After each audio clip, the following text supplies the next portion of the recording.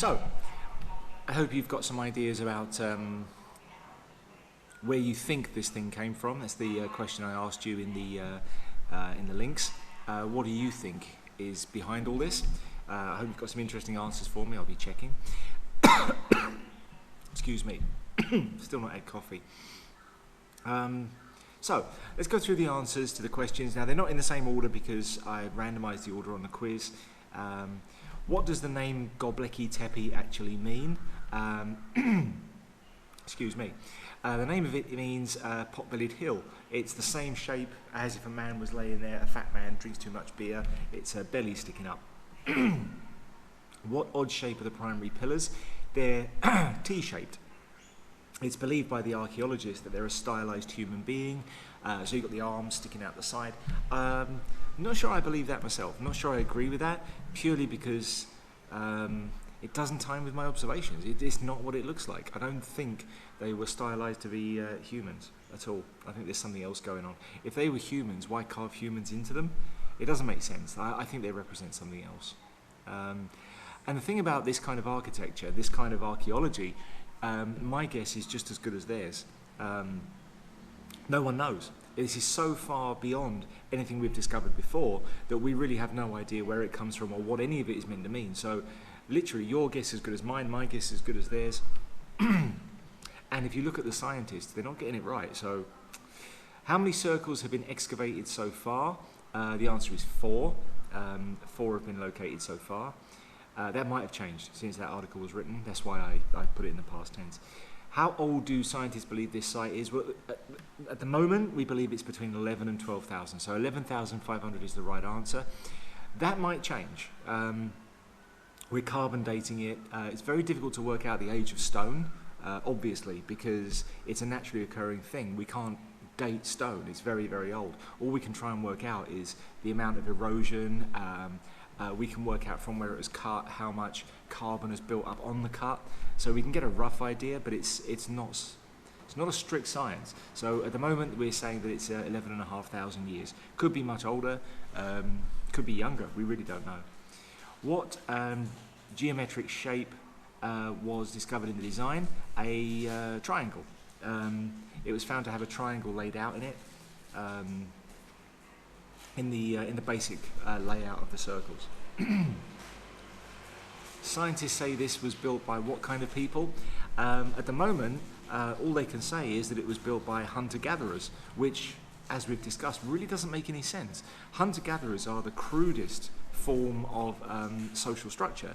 They're people that have no planning ability whatsoever. So all they do every morning is get up, don't have coffee, don't kiss their wife goodbye, probably don't have a wife, lucky, and then they go out and they forage and they try and find something to eat that day, and that's all they do.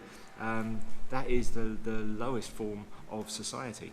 So it's very unlikely that they would have been able to put together these kind of buildings. This was discovered, when was this discovered? It was discovered in the 1990s.